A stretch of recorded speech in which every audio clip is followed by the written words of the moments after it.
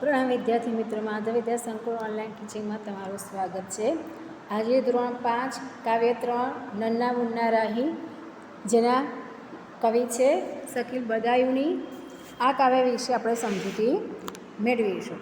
તો વિદ્યાર્થી મિત્રો, આ જે કાવ્ય છે એ એક નાનકડો બાળક છે જે સૈનિક બનીને દેશમાં શાંતિ પ્રાપ્ત કરવા માગે છે, દેશમાં શાંતિ જાળવવા માગે છે। તો એના વિશેની ચર્ચા છે। હવે આપણે કાવ્યની સમજૂતી મેળવીશું। તો વિદ્યાર્થી મિત્રો, पहले नन्ना मुन्ना राही हूँ, देश का सिपाही हूँ, बोलो मेरे संग जय हिंद जय हिंद।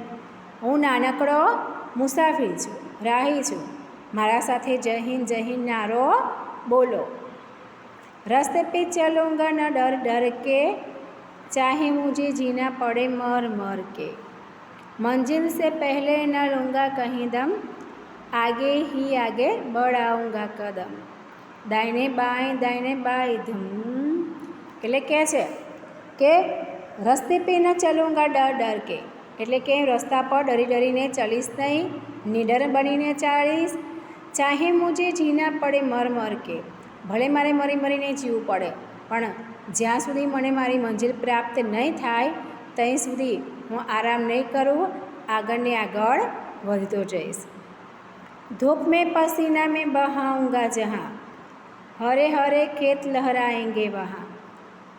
धरती पे पापी न पाएंगे जन्म, आगे ही आगे बढ़ाऊँगा कदम। दाहिने बाएं थम, એટલે કહે છે હું મારા પસીને બહાવીશ તો આખા જે ખેતરો છે એ ખેતરો લહલહા ઉઠશે, એમાં હરિયાળી થઈ જશે। જ્યાં સુધી હું છું ત્યાં સુધી ધરતી પર પાપી જન્મ નહીં લઈ શકે, અને મારો જે દેશ છે એ દેશને હું આગળ વધારીશ અને હું પણ આગળ વધતો જઈશ। बड़ा हो के देश का सहारा बनूंगा, दुनिया की आँखों का तारा बनूंगा। रखूंगा ऊंचा तिरंगा हरदम,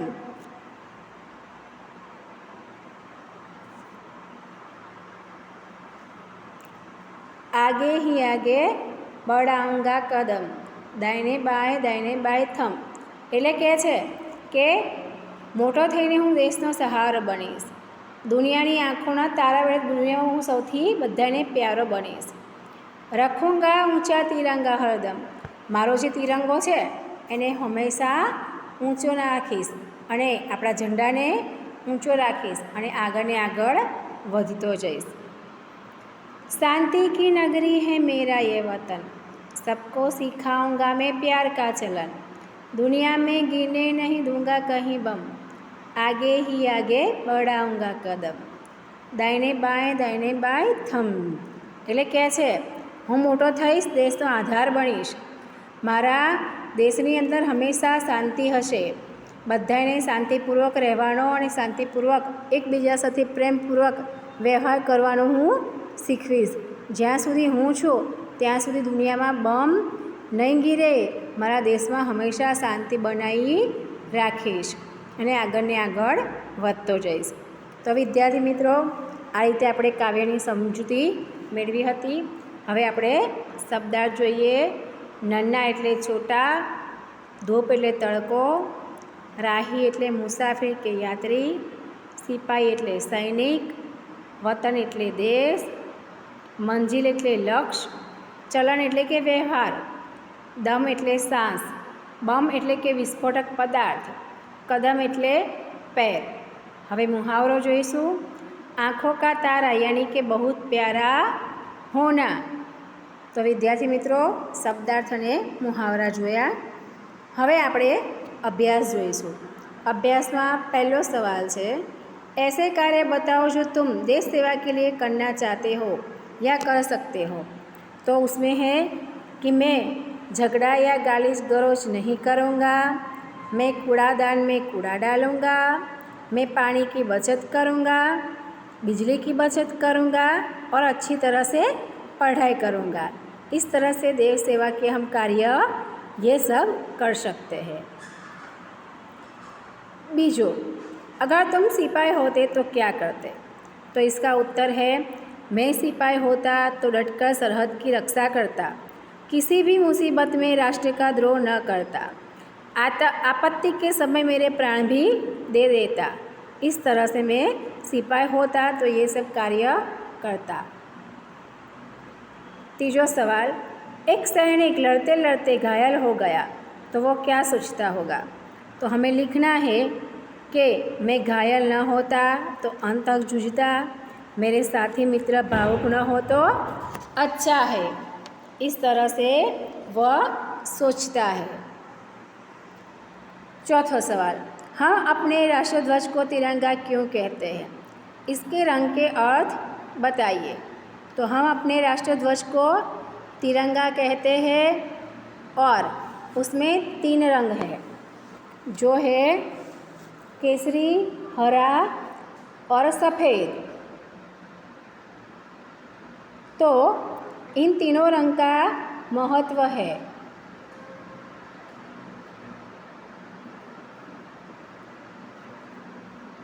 इन तीनों रंग का महत्व है जो हम एक दूसरे के लिए करते हैं।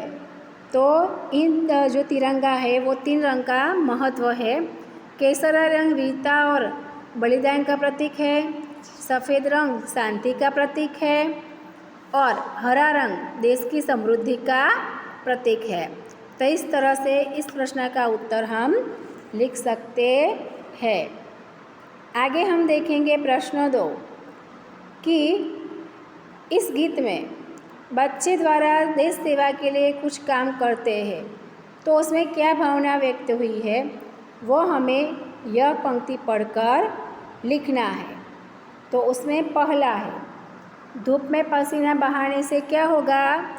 तो धूप में पसीना बहाने से खेत लहलहा उठेंगे, देश समृद्ध होगा। दूसरा, दुनिया में कहीं बम नहीं गिरेंगे तो हमारे देश में शांति बनी रहेगी, किसी को किसी भी प्रकार का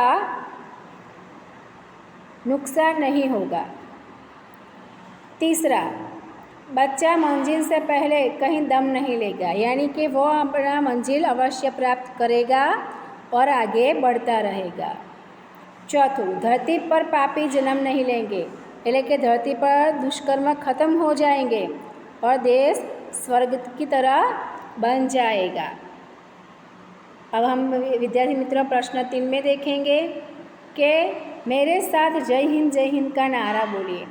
ये नारा और कौन से अवसर में हम बोलते हैं तो यह हमें बताना है। उसमें पहला सवाल है, तुमने यह नारा किस अवसर पर बोला है? तो हम उसमें लिख सकते हैं 15 अगस्त, 26 जनवरी, गांधी जयंती, शहीद दिन के अवसरों पर हम यह नारे बोलते हैं। दूसरा सवाल, इस नारे के अलावा आप कौन कौन से नारे बोलते हैं? तो इस नारे के अलावा हम जय जवान जय किसान, आज़ाद हिंद जिंदाबाद, गांधी जी अमर रहो, आधी रोटी खाएंगे देश को बचाएंगे, ऐसे नारे बोलते हैं। अब हम प्रश्न 4 देखेंगे। इस गीत में बच्चे ने अपने आप को देश का सिपाही बताया है। तुम भी बड़े होकर कुछ बनना चाहते हो तो क्यों बनना चाहते हो वो हमें लिखना है। उसमें पहला सवाल है, बड़े होकर तुम क्या बनना चाहते हो? तो इसका उत्तर है, बड़ा होकर मैं शिक्षक बनना चाहता हूँ। दूसरा, क्यों बनना चाहते हो? तो बच्चों का अच्छी शिक्षा देकर अच्छा नागरिक बनाना चाहते हूँ, जिससे हर देश की प्रगति हो। तो विद्यार्थी मित्रों, इस तरह से हमने काव्य, शब्दार्थ और अभ्यास ये सभी प्रश्नों के उत्तर हमने देखे, वो आपको हिंदी की नोट में अच्छी तरह से लिखने हैं। वीडियो 2 में हम स्वाध्याय के बारे में चर्चा करेंगे। प्रणाम।